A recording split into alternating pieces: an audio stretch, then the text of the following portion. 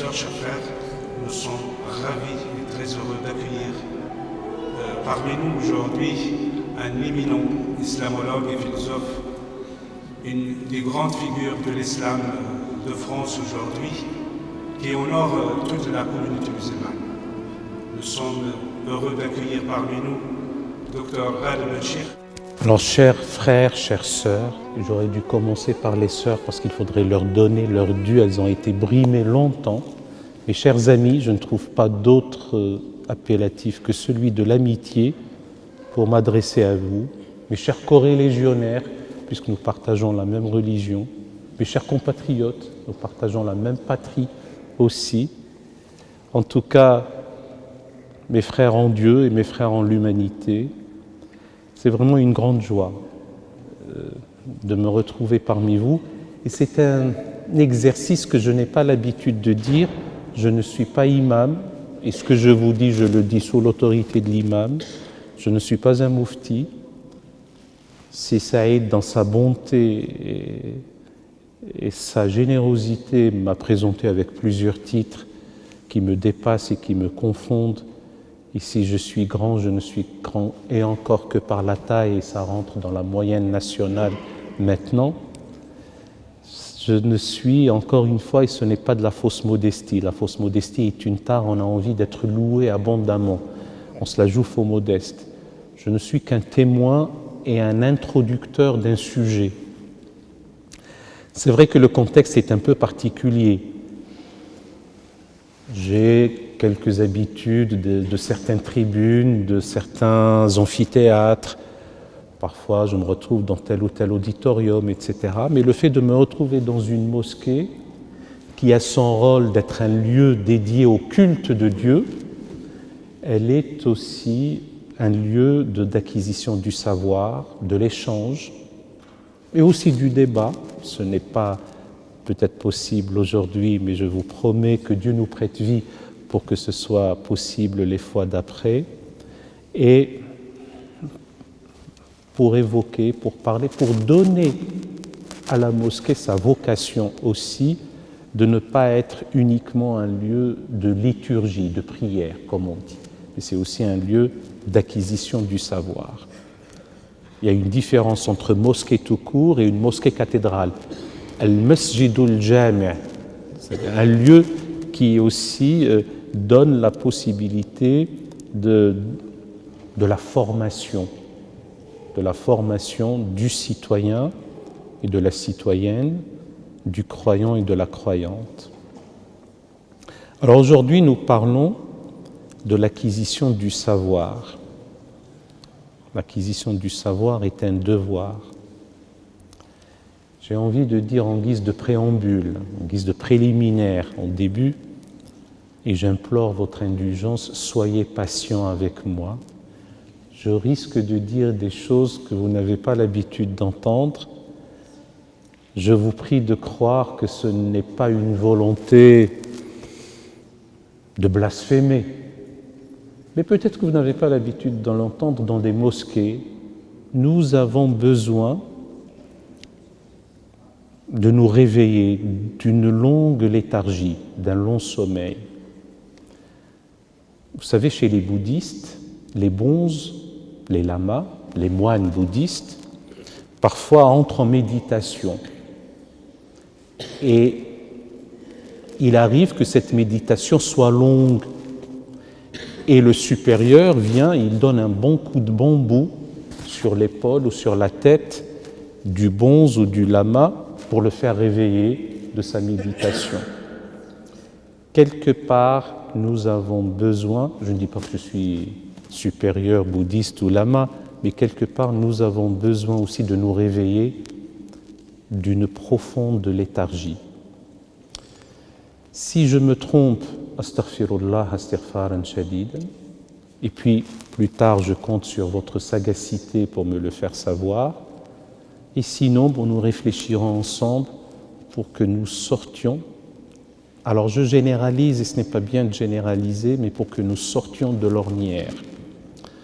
Ce que je dis, j'ai commencé à le répéter quelques fois, ce n'est pas de l'autoflagellation. En arabe, on dit « gel de dette ». Il ne s'agit pas de cela. Il s'agit simplement de réaliser l'importance de l'acquisition du savoir. Et je ne suis pas sûr, pour ma part, qu'on ait donné à l'acquisition du savoir son dû, son importance. Je ne vais pas l'idolâtrer, mais c'est quelque chose de crucial, de fondamental, d'indépassable.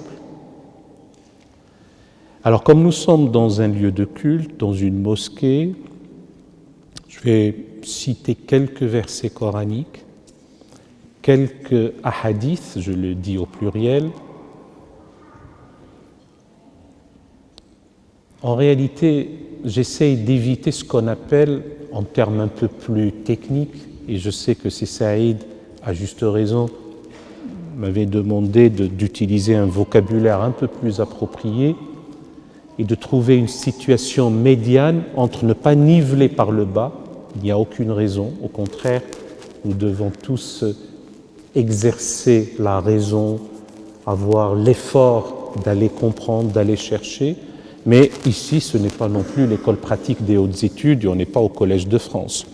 Nous sommes dans l'équivalent d'une causerie, d'une leçon, ce n'est même pas une conférence, c'est simplement un échange ou une présentation de la part de votre serviteur.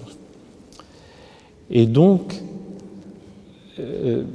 j'ai pour habitude de dire qu'il vaut mieux quand on utilise une langue, on utilise une langue, soit l'arabe, soit le français, soit l'anglais, et éviter ce qu'on appelle une diglossie. La diglossie n'est pas le bilinguisme. Quelqu'un de bilingue, il parle deux langues. Mais quelqu'un qui fait de la diglossie, c'est qu'il mélange deux langues dans une même phrase.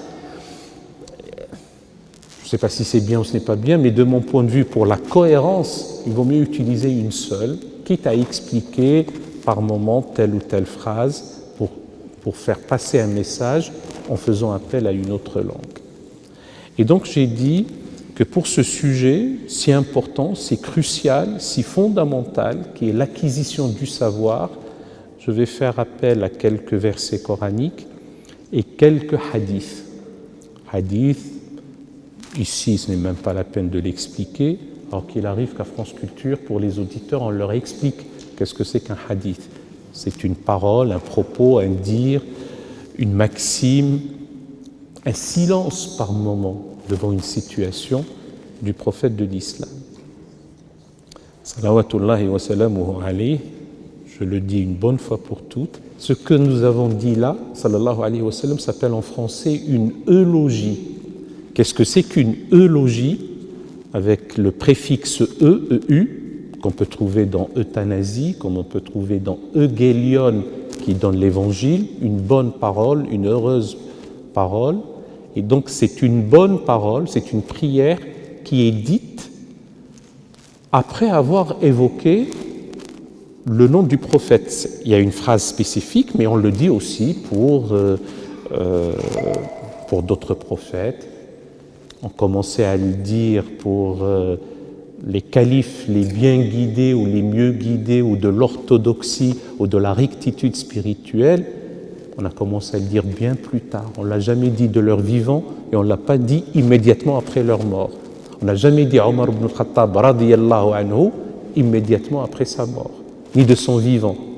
On a commencé à le dire bien plus tard et dans certains cas 2 siècles et demi. Dans certains cas, c'est dans la période abbasside. Alors quand on commence à compter, on verra qu'il y a dans certains cas plus d'1 siècle et demi. Alors, il y a une petite précaution qui, de mon point de vue, on n'a pas l'habitude de prendre quand il s'agit de citer ou de faire appel à un verset coranique. On ne peut pas d'un côté dire qu'on a des fondamentalistes, des radicaux. Vous savez, le vocabulaire est piégé et d'ailleurs grâce à Saïd et et ceux qui veillent à ce que ces rencontres puissent avoir lieu, nous avons décidé d'avoir une série d'épisodes ou de conférences consacrées à préciser le vocabulaire utilisé de nos jours.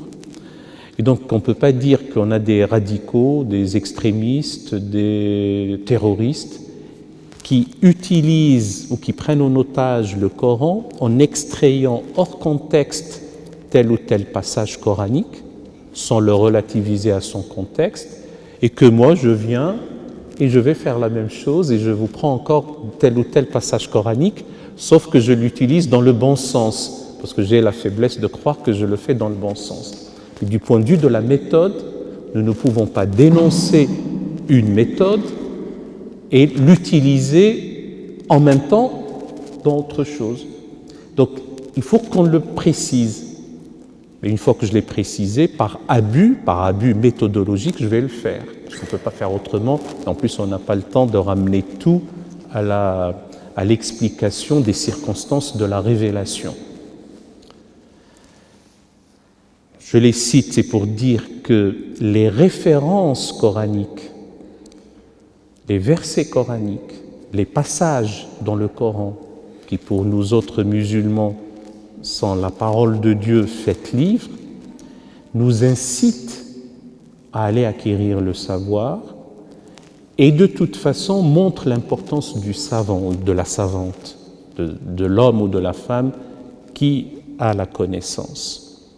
Puis on prendra quelques passages, bien sûr, dans l'enseignement prophétique, bien entendu. D'abord, il y a ce verset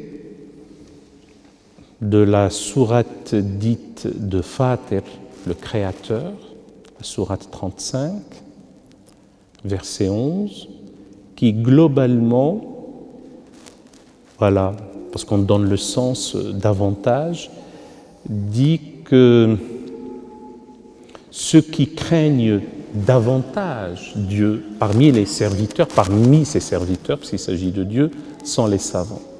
Alors il ne s'agit pas d'une crainte comme étant une peur, c'est une sorte de crainte révérentielle, une crainte amoureuse. C'est quand on aime quelqu'un, a fortiori quand on aime Dieu, on n'a pas envie de le décevoir, on n'a pas envie d'apparaître comme n'étant pas à la hauteur, on n'a pas envie d'agir d'une façon qui ne soit pas agréable. Et donc parmi les serviteurs adorateurs de Dieu, ceux qui agissent le plus dans ce sens-là sont ceux qui savent, sont les savants. Et donc cette notion de crainte révérencieuse, crainte révérentielle, certains ajoutent même une crainte amoureuse, une crainte d'amour, qui n'est pas une crainte parce que Dieu est un tortionnaire.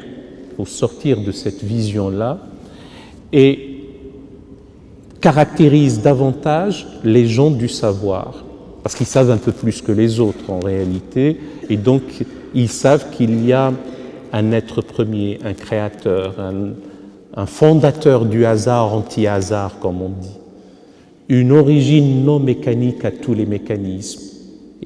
Et ça aide, ça pousse à être dans une relation à la fois d'adoration et d'un lien empreint d'amour et de piété. Le mot arabe, al-khishya, yakhsha, c'est pas uniquement avoir peur. L'autre passage, dont je vous donne simplement le sens, et que vous trouvez dans la sourate dite, la sourate des groupes, Zumar, c'est comme ça qu'on traduit les titres. Les titres, c'est une initiative humaine dans les sourates, parfois du temps du prophète lui-même, et parfois ce sont des hommes qui ont décidé d'appeler telle ou telle sourate par l'intitulé ou le nom qu'on lui donne. Donc c'est la sourate 39 et verset 11 qui dit en substance que Dieu a élevé en degré les hommes, parmi les hommes, ceux qui, les savants, ceux qui savent. Et ce passage est lourd de conséquences, parce qu'il y a une égalité fondamentale, foncière, l'égale dignité des êtres, elle est attestée. Personne n'est meilleur qu'une autre, personne. Nous le savons, il y a une égalité, en termes philosophiques, on parle d'une égalité ontologique, c'est entre les êtres qu'il y a cette égalité, une égale dignité. L'aphorisme prophétique, un aphorisme étant une parole, un hadith bien connu, les hommes sont égaux tels les dents d'un même peigne. Bon, donc il n'y a pas une prééminence de l'arabe sur le non-arabe ou du blanc sur le noir ou que sais-je encore. Et s'il devait y avoir un critère discriminant, au sens premier du terme, ce qui différencie l'un de l'autre, s'il devait en avoir un, ce serait le savoir. C'est-à-dire que les hommes et les femmes de savoir ont une prééminence par rapport à ceux qui ne savent pas. Et là aussi, les hommes sont égaux, les êtres humains sont égaux en devoir, en droit, en dignité. Et de ce point de vue-là, il ne peut pas y avoir quelqu'un qui soit meilleur qu'un autre. Et s'il devait y en avoir un critère de discrimination, eh bien ce seul critère est la connaissance, le savoir. On verra tout à l'heure les nuances entre connaissance, savoir, science, etc. J'utilise délibérément les trois mots, science, connaissance et savoir, en une seule fois. Parce que s'il y a trois mots, c'est qu'il y a trois concepts différents, même si la différence est subtile. Il y a encore un autre verset, c'est le verset de la sourate de la discussion, c'est la sourate 52, verset 28, qui là aussi dit que Dieu élèvera en degrés parmi ceux qui ont cru et ceux qui ont reçu le savoir ou la connaissance, les hommes, il les élève en degrés. C'est-à-dire là aussi, ça rejoint l'idée première que, de fait, l'humanité est composée d'êtres humains, hommes et femmes, égaux, et si nous pouvions hiérarchiser ces êtres humains, ce n'est pas pour leur importance, ce n'est pas pour leur situation sociale, ce n'est pas pour leur acquisition des biens, c'est tout simplement par ce qu'ils ont reçu comme connaissance et comme savoir.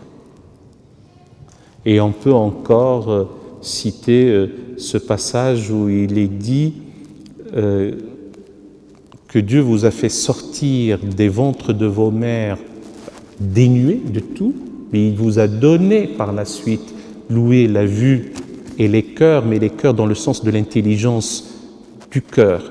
Les mystiques musulmans disent que l'organe de perception par excellence est le cœur, ce n'est pas la perception uniquement intellectuelle, afin de connaître. Et donc, si le fait de connaître participe à la dignité humaine et que les gens vont se distinguer les uns des autres par ce qu'ils ont pu connaître, c'est dire combien cette acquisition du savoir est sacralisante en quelque sorte et elle élève l'être humain en degré de ce qu'il a pu connaître. Et je finis ces références coraniques par un verset, le verset 190 de la sourate 3, la sourate de la famille de Imran, dont les exégètes et les historiographes, les exégètes sont ceux qui en font le commentaire, et les historiographes sont ceux qui décrivent l'histoire. Historiographie, graphein chez les Grecs, c'est d'écrire. Et d'écrire quoi? D'écrire l'histoire. Ce n'est pas uniquement donner l'histoire, mais la donner tout en la décrivant. Nous disent que le prophète de l'islam, quand il a reçu cette révélation, ce verset-là, il a pleuré.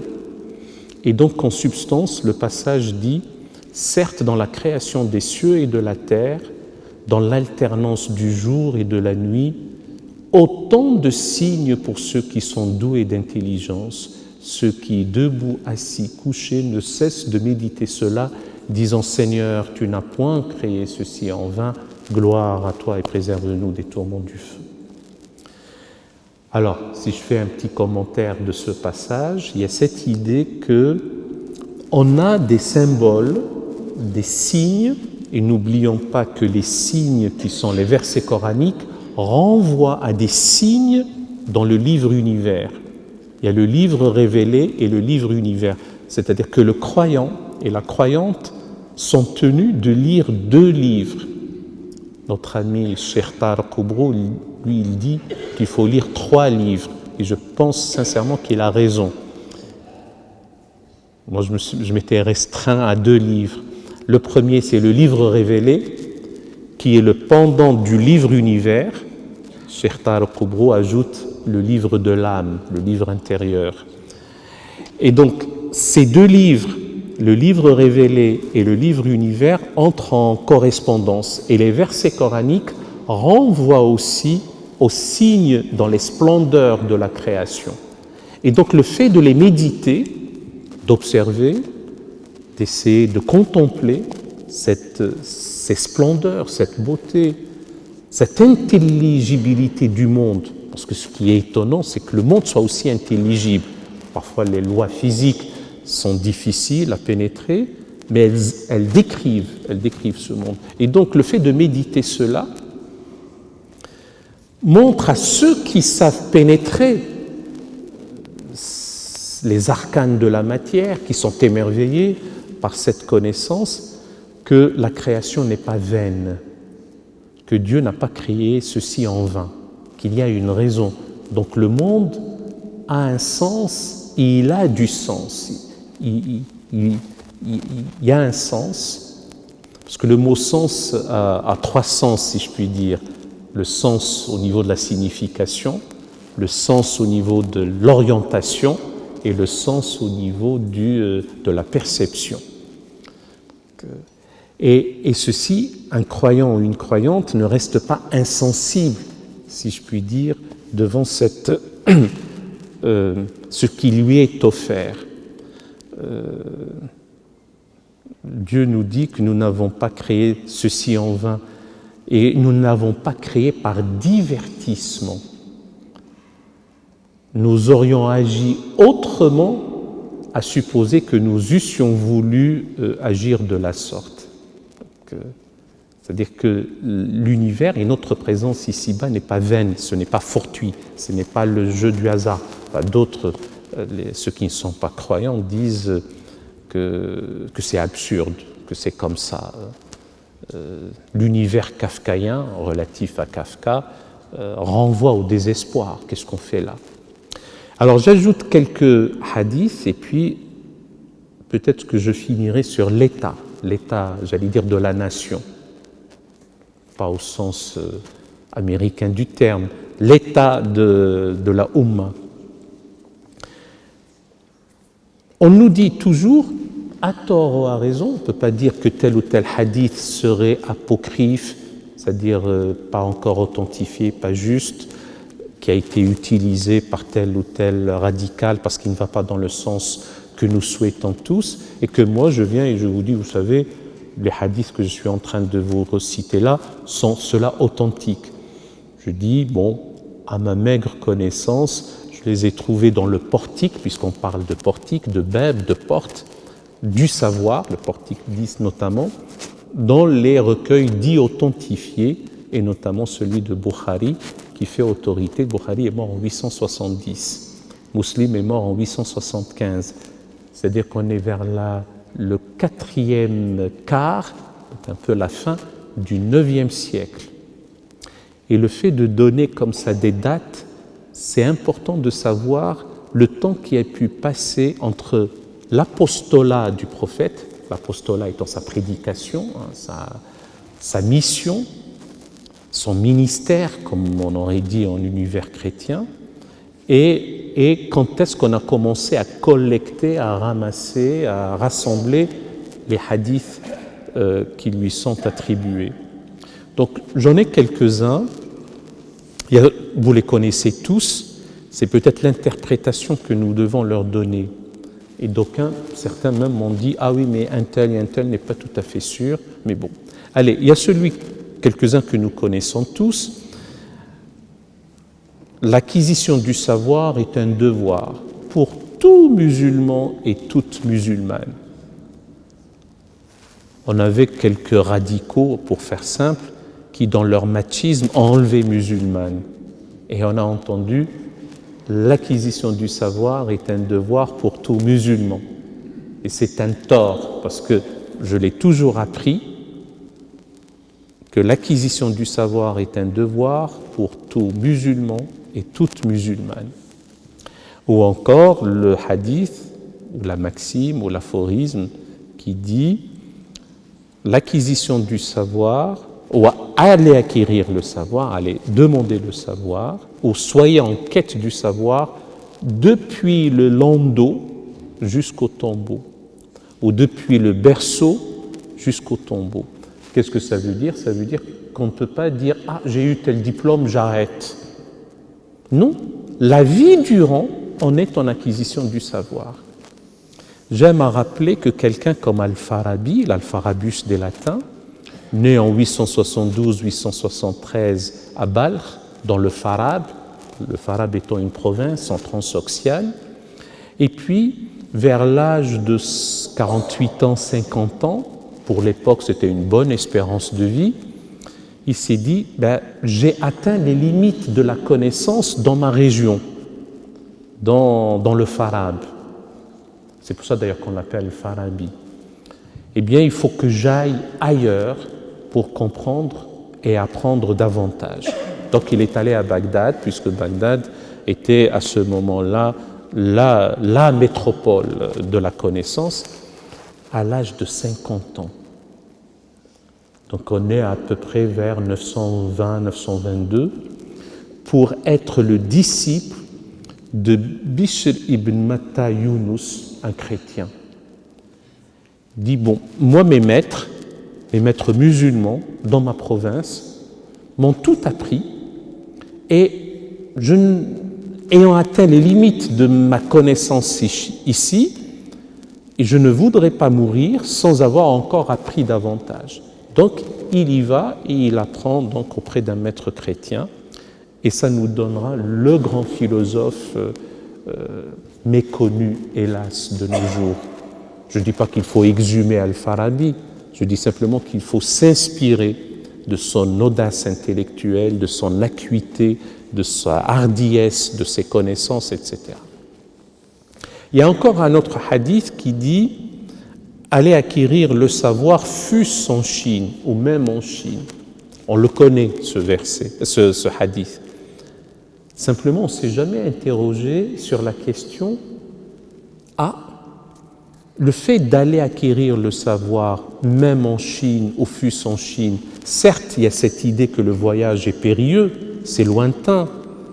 Entre Médine, entre la péninsule arabique, entre le Hijaz et la Chine, c'est quelque chose qui apparaît très aventureux, très lointain.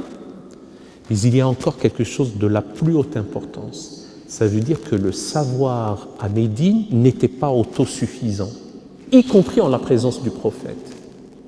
Ça veut dire que là où on peut avoir la connaissance, il faut y aller. Ça rejoint l'idée que la sagesse est la proie du croyant et il la saisit fermement là où il la trouve. Dans une version « yabtishu biha haythu ma wajadaha », c'est-à-dire que la sagesse, al-hikmah, j'ai dit que je ne devrais pas faire de la diglossie et malgré moi, je m'y consacre un moment. Donc la sagesse est la proie. Donc il y a cette notion comme ça de la saisir fermement, de la prendre, parce que on ne peut pas laisser comme ça la sagesse de côté.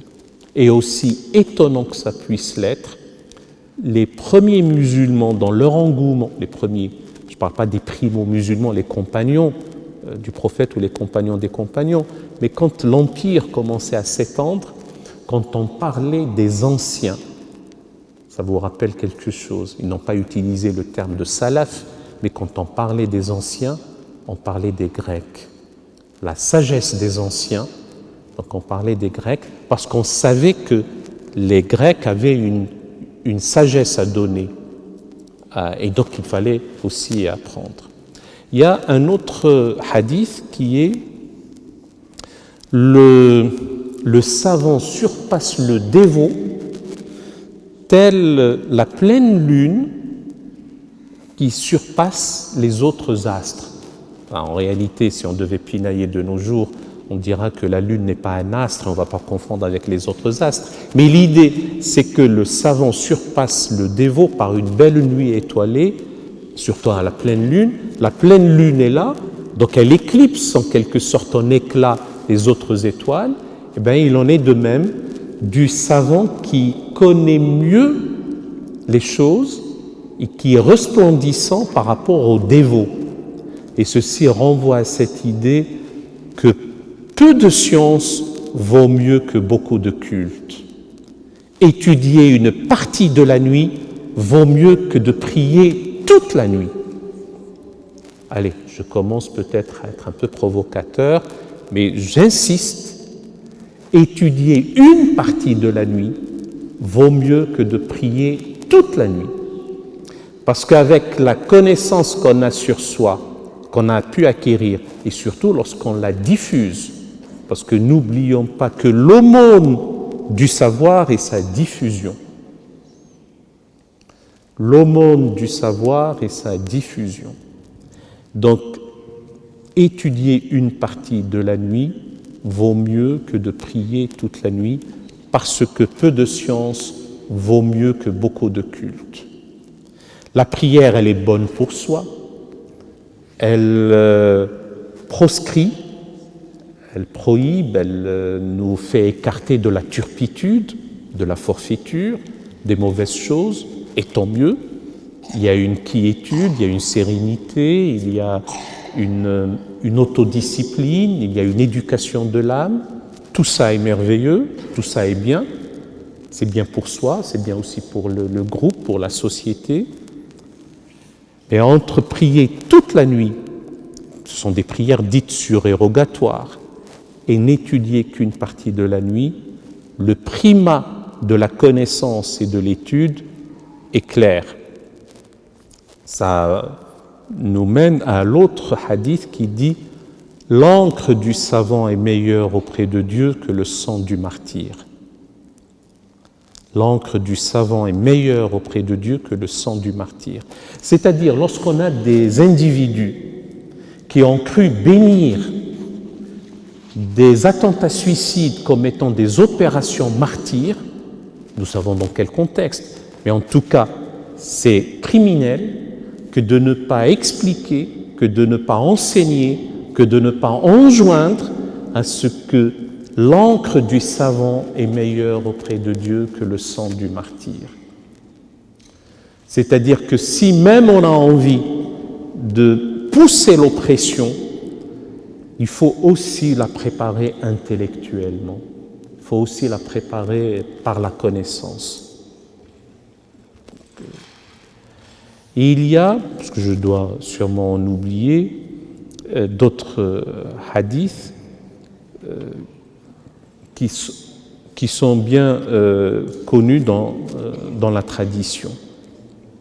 Lorsque quelqu'un décède, lorsque quelqu'un meurt, lorsqu'un individu, puisque le mar'u c'est un individu, un homme, un être humain, eh bien, tout est rompu le concernant, tout disparaît, sauf 3 cas.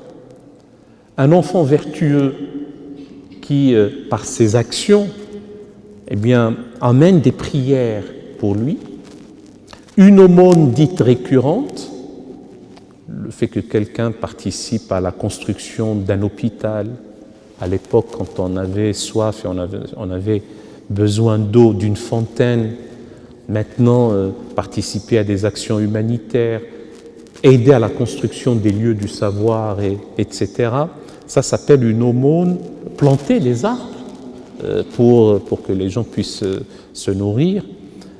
Voilà des exemples d'une aumône dite récurrente. Ce n'est pas une aumône, si vous me pardonnez l'anglicisme, one shot. Ce n'est pas uniquement une aumône, c'est une aumône récurrente. C'est le deuxième point. Et le troisième point est une science utile, une science qui bénéficie aux hommes, aux êtres humains.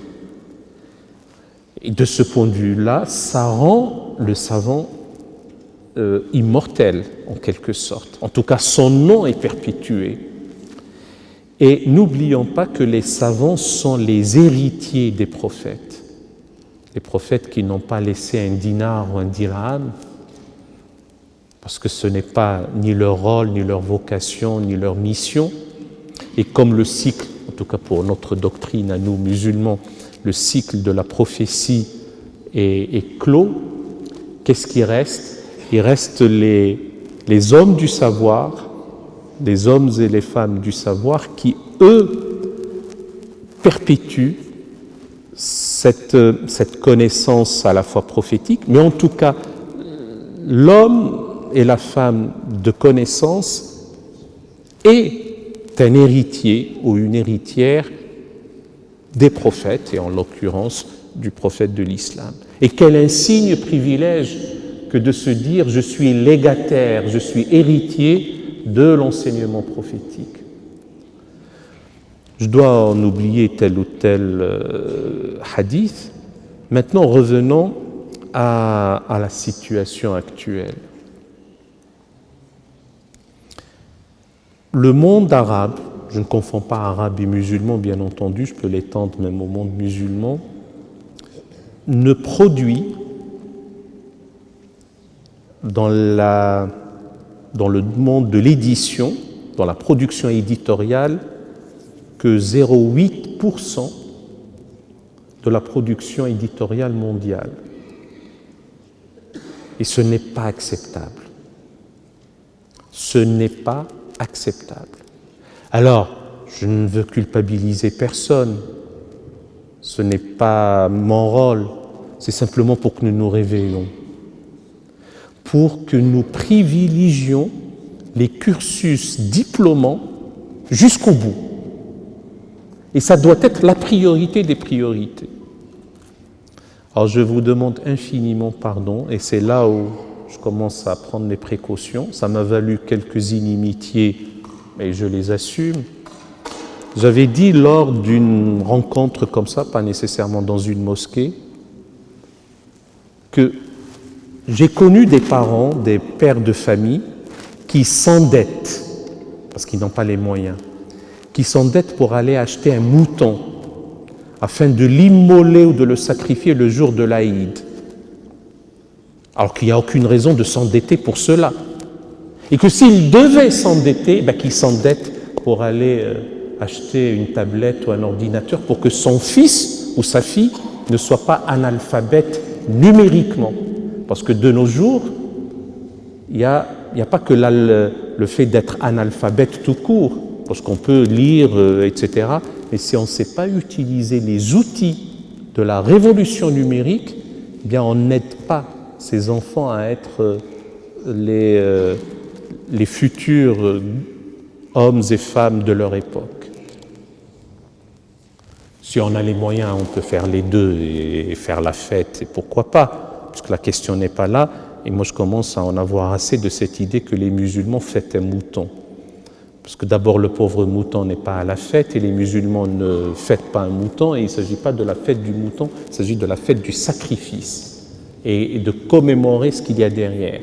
Mais entre s'endetter pour ça et s'endetter pour aller assurer à ses enfants une bonne connaissance, de bonnes études, de mon point de vue, je peux me tromper. Mais je crois que la priorité, en hiérarchisant les priorités, la priorité est là. Je ne suis pas en train de dire qu'il faut aller contre la tradition, qu'il ne faille pas faire le méchoui, etc. La question n'est pas là et je ne veux même pas rentrer dans ce domaine. Je veux dire simplement que voilà où, pour certains de nos corélégionnaires, où vont leurs priorités. Ça ne sert à rien. Donc c'est ce que j'ai envie de dire. Et on peut trouver des exemples comme ça. Alors, je ne suis pas sûr pour ma part, et là aussi je peux me tromper, qu'il faille considérer que tout ce qui a précédé la révélation coranique comme étant l'époque de l'ignorance. Et combien même elle serait une époque de l'ignorance, il faut aller voir ce qu'il y a. Et il faut aller apprendre. Ça peut commencer depuis la poésie anti-islamique, qui peut avoir sa beauté, son intérêt, mais surtout la sagesse des Grecs et ce qui a pu se passer en Inde et en Chine.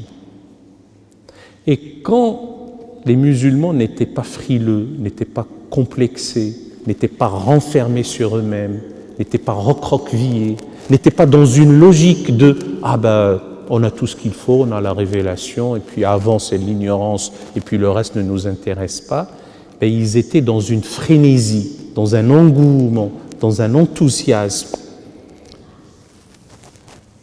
On rapporte, le « on », c'est à la fois Ibn Abi Saybi'a et aussi Nadim. Nadim dans son Fihrist. Le Fihrist étant une sorte de catalogue ou d'un index. Que Al-Mamoun, le calife Al-Mamoun, fils de Haroun al-Rachid, après l'intermède de son frère Al-Amin, donc de 813 à 833, a fait un rêve. Est-ce vrai, est-ce faux? Si je commence maintenant à casser le matériel de la grande mosquée de Strasbourg, ça ne va pas. Et donc, a fait un rêve, et c'est lui qui rapporte, je vous le traduis en français d'une manière très sommaire, il a dit « J'ai rêvé d'un homme blanc, aux yeux bleus, au front dégarni, aux joues roses comme ça, et je lui dis « Qui es-tu » Il m'a dit « Je suis Aristote ». Et je lui dis « Ah maître, qu'est-ce le bien ?» Il m'a dit « Mais le bien, c'est selon l'esprit. » Je lui dis « Et après ?» Il m'a dit « Le bien, c'est celui qui est révélé. » Et je lui dis « Et après ?»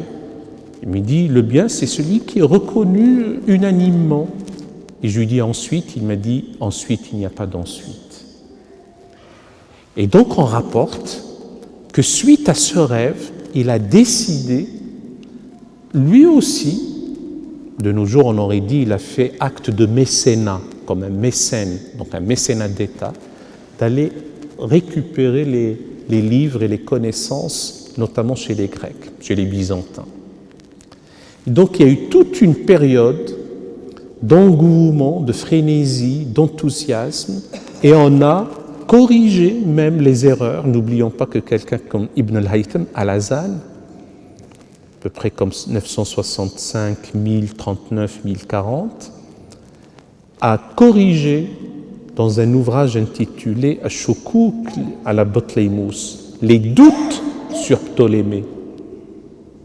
Et puis, bon, un autre jour, une autre fois, on passera en revue la contribution des arabo-musulmans au corpus du savoir universel, de la connaissance, dans toutes les disciplines. Comment la langue arabe elle-même a pu être triturée pour répondre à la terminologie scientifique du moment.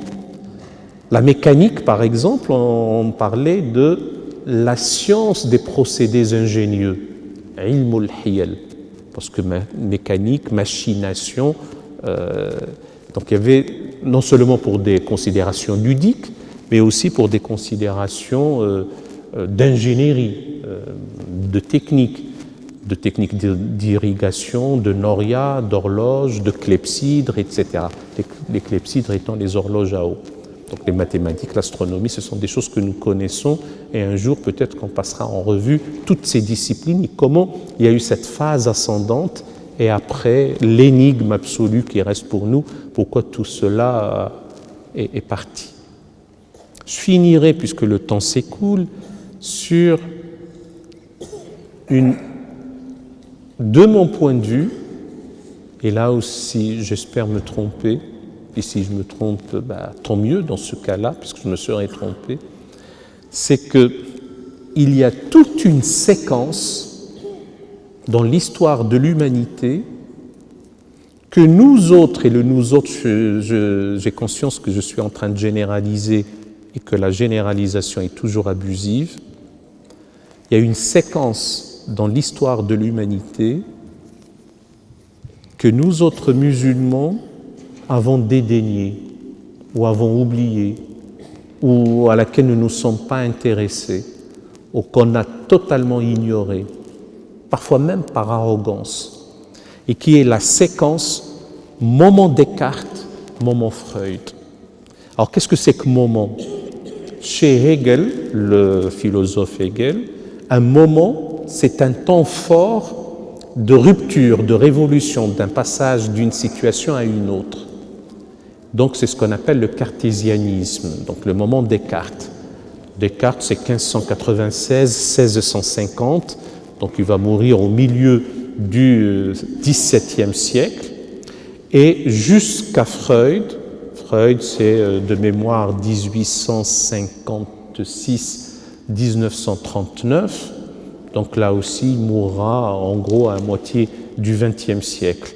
Donc on a une période, une séquence de 3 siècles, et avec ce qu'il y a entre les deux, et ce n'est pas pour faire étalage d'une vaine érudition, ce qu'il y a entre les deux est lourd.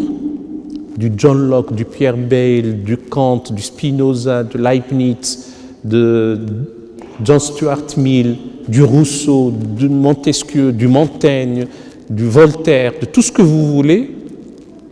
On a dédaigné ça, du genre, nous avons la révélation, et on ne s'y intéresse pas, alors qu'il fallait non seulement étudier ça, l'ingérer, l'assimiler, le comprendre, le critiquer et le dépasser. Parce que nous devons avoir les ressources intellectuelles pour non seulement avaler tout ça, le comprendre, mais le critiquer et le dépasser. C'est vrai qu'en même moment, il y avait de l'autre côté, au milieu chiite, depuis Sohrawardi jusqu'à Mir Damad et Mullah Sadra Shirazi, je suis en train de nommer quelques mashaïr ou quelques philosophes de l'école dite d'Ispahan, surtout avec Mullah Sadra de Shiraz. Eh bien, alors que de nos jours, le cartésianisme paraît dépassé, bon, on ne parle plus de Descartes, mais en tout cas, ce qu'il y avait entre les deux, l'apport philosophique, les apports dans toutes les disciplines, et notamment les disciplines scientifiques, etc., nous ne pouvons pas continuer dans ce qu'on appelle en termes techniques, et donc je vais le préciser, ce qu'on appelle le concordisme. Nous avons, je ne vais pas le nommer par charité islamique, je suis dans une mosquée, quelqu'un qui dépense, je ne sais même pas comment il a pu dépenser, des sommes énormes, des milliards, à distribuer des livres bien faits, bien glacés, etc., pour expliquer le créationnisme, pour aller à l'encontre de telle ou telle théorie, que si ces milliards-là étaient investis dans des instituts pour acquérir le savoir et la connaissance. Peut-être qu'on peut pourfendre, on peut dirimer, on peut répondre, on peut contrecarrer ces différentes théories, mais on le fait d'un point de vue académique, d'un point de vue scientifique, d'un point de vue d'une théorie qui répond à une théorie. Et d'ailleurs, une théorie n'est véritablement une théorie que si elle est falsifiable, que si elle est réfutable. C'est la théorie sur les théories, si je puis dire. Sinon, elle n'est pas encore une théorie complète. Elle est en cours d'élaboration. Ça, c'est Karl Popper qui dit ça. Un modèle, un paradigme, un modèle, une théorie n'est véritablement une théorie que si elle recèle en elle la capacité d'être réfutée, d'être, on dit falsifiable ou réfutable. Et donc, la seule réponse que certains de nos amis, de nos corélégionnaires trouvent, mais c'est de tout temps dans le Coran. Le terme latin, c'est ab aeterno. Depuis l'éternité, c'est dans le Coran. J'ai eu même certains, je caricature à peine, qui me disent que la vitesse de la lumière est dans le Coran. Certes, ce n'est pas sous forme de 3 10 puissance 8, c'est mètre seconde moins 1, c'est dans la... Tiens, on a un très beau verset de la lumière ici, il suffit simplement de faire... Alors on trouvera toujours des choses qui relèvent plus de ce qu'on appelle la gematria, c'est-à-dire les chiffres, les nombres, etc. Et après, voilà le miracle. C'est à la fois une certaine naïveté, mais en plus ça ne répond pas à la problématique, et puis d'autres sont dans d'autres cieux, dans d'autres domaines. C'est que le temps passe et que je n'ai pas envie de m'appesantir sur certains points, sinon je vous donnerai davantage d'exemples.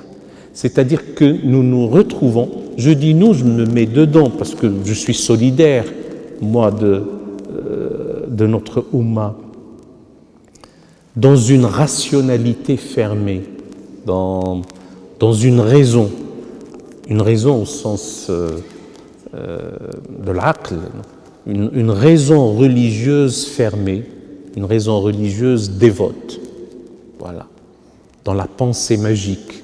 Au XXIe siècle, on croit encore à des choses superstitieuses. Allez, tant pis, je mets les pieds dans les plats. On est encore dans des situations où avec quelques charlatans qui viennent vous faire une ruqya pour exorciser, je ne sais plus quelle fille a été possédée par le démon, et on lui rajoute davantage, la pauvre, plus de mots, puisque c'est au pluriel, M-A-U-X, que ce dont on est censé vouloir la guérir. Et on rentre dans une logique de culpabilisation. Et pas plus tard qu'hier, j'ai fustigé cette obsession de la norme religieuse.